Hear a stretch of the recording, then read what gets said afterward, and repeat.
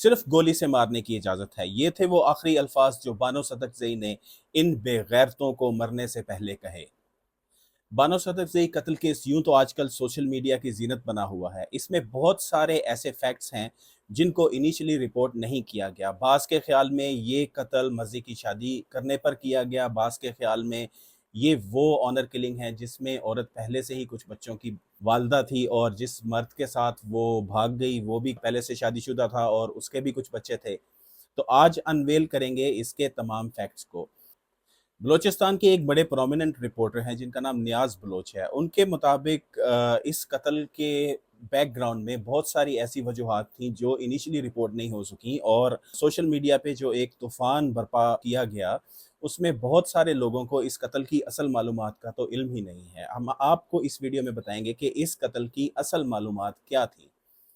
تو اسے سٹارٹ کرتے ہیں۔ نمبر 1، بانو صدقزئی جو کہ ایک شادی شدہ خاتون تھی، ان کے 5 بچے ہیں جن میں سے سب سے بڑا بچہ ان کا 17 سال جس کی عمر بتائی جاتی ہے۔ اکارڈنگ ٹو نیاز بلوچ، بانو صدقزئی اور احسان نامی ایک شخص کے بارے میں کچھ مراسم جو کہ آج سے کچھ 6-7 ماہ پہلے ہی بن گئے تھے، اور ان مراسم کے نتیجے میں بانو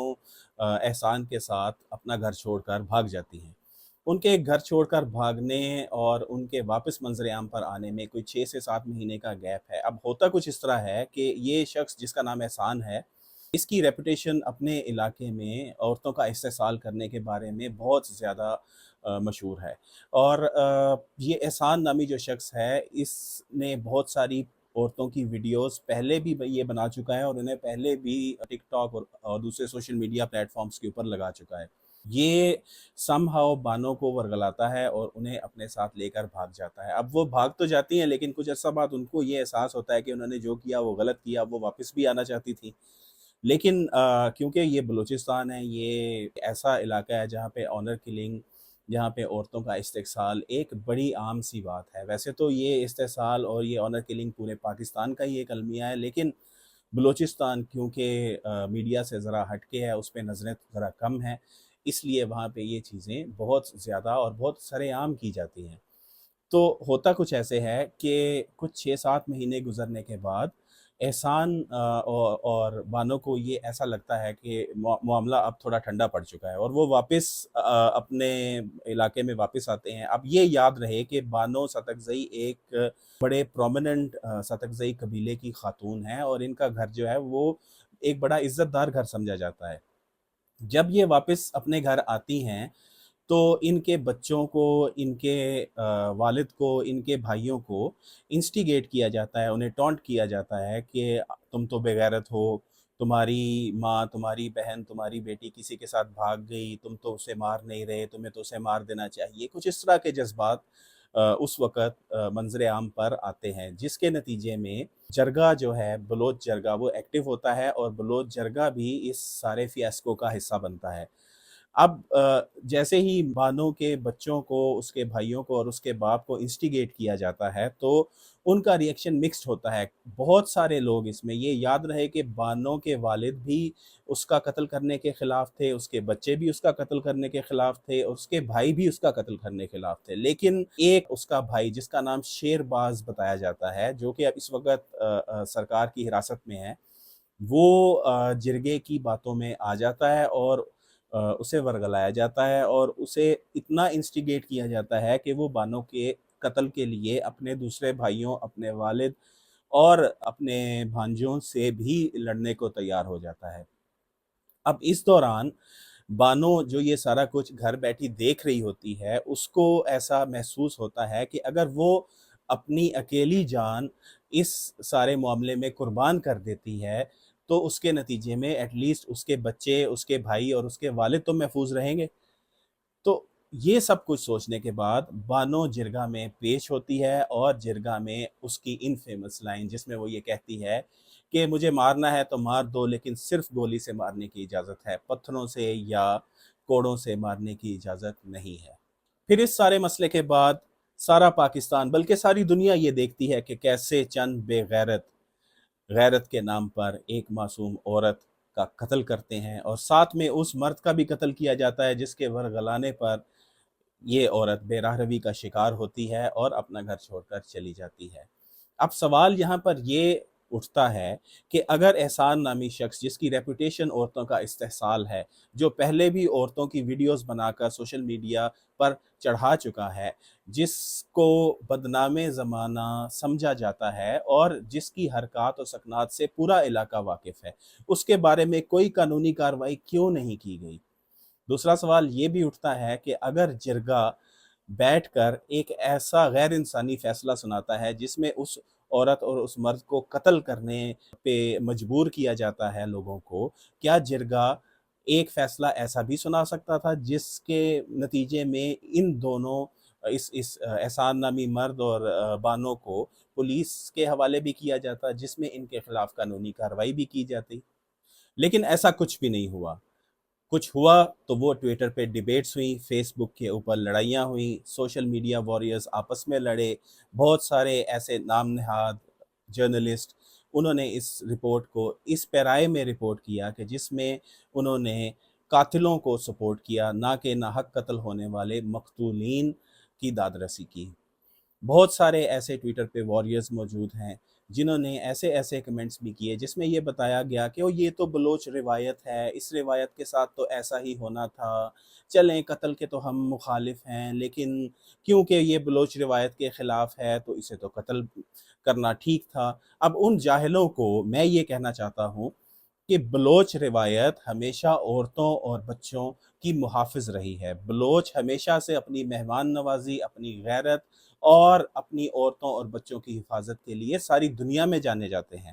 چلیں اب بات اگر غیرت کی ہی آتی ہے تو کیا پاکستان میں مردوں کی ایسی ویڈیوز کبھی وائرل نہیں ہوتی جس میں وہ عورتوں کے ساتھ جنسی تعلقات کا اوپنلی پرچار کر رہے ہیں؟ کیا اس سے پہلے بہت سارے ایسے یوٹیوبرز، ٹک ٹاکرز کی ایسی ویڈیوز وائرل نہیں ہوئیں جس کے اندر ان کو لڑکیوں کے ساتھ دیکھا گیا ہے؟ کیا بہت ساری ایسی خواتین جو مردوں کو ہنی ٹریپ کرتی ہیں اور بعد میں ان کی ویڈیوز وائرل کر کے یا وائرل کرنے سے پہلے انہیں دھمکیاں دیتی ہیں اور ان سے کچھ مالی فائدہ حاصل کرنا چاہتی ہیں، اور بہت سارے لوگوں کی یہ ویڈیوز منظر عام پر آ بھی جاتی ہیں، ان مردوں کو غیرت کے نام پر قتل کیوں نہیں کیا؟ کیا ان کو کبھی قتل کیا کسی نے، یا انہیں کبھی غیرت کے نام پر کہیں پہ استحصال کا نشانہ بنایا گیا؟ بالکل ایسا کبھی نہیں ہوا۔ مردوں کے اس معاشرے میں اگر پستی ہے تو صرف عورت ہی پستی ہے۔ اب اس کی ایک بڑی کامن سی مثال ہم اپنے معاشرے میں دیکھتے ہیں کہ جب ایک مرد عورت کی شادی کی جاتی ہے اور اس شادی میں بھی ہمیشہ کمپرومائز عورت کو ہی کرنے کا کہا جاتا ہے۔ اگر مرد ایبیوسو ہے، عورت کو فزیکلی مارتا ہے، عورت کے نان نفقے کا خیال نہیں رکھتا، تو بھی عورت کو ہی یہ ترغیب دی جاتی ہے کہ بیٹا کوئی بات نہیں، آپ اس چیز کو برداشت کرو، دیکھو آپ سے خاندان کی عزت جڑی ہوئی ہے، طلاق لے کر گھر نہیں آ جانا۔ تو یہ ساری باتیں صرف عورتوں کو ہی نشانہ کیوں بناتی ہیں؟ یہ سوال ہم آج اپنی سوسائٹی سے کیوں نہیں پوچھتے کہ عورتوں کو ہی اس معاشرے میں تذلیل کا اور منافقت کا سامنا کیوں کرنا پڑتا ہے؟ اب اس پہ رائے میں اگر ہم کچھ ہی عرصہ پہلے دیکھیں، کیونکہ یہ غیرت کے نام پہ قتل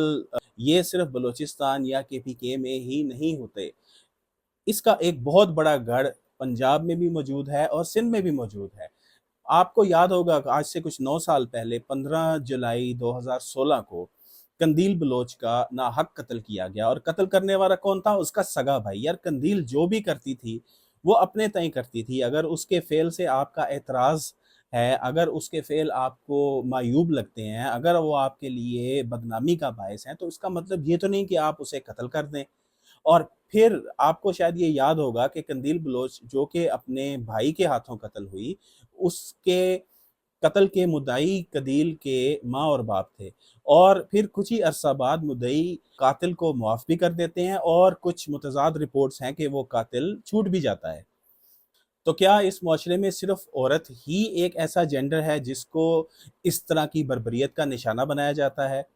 ہم یہ سوال اپنے آپ سے اور اپنے معاشرے سے کیوں نہیں پوچھ رہے؟ کیوں ہم اتنے سوئے ہوئے ہیں، اتنے مردہ ہو چکے ہیں اخلاقی طور پہ کہ ہمیں یہ معاشرے کی برائیاں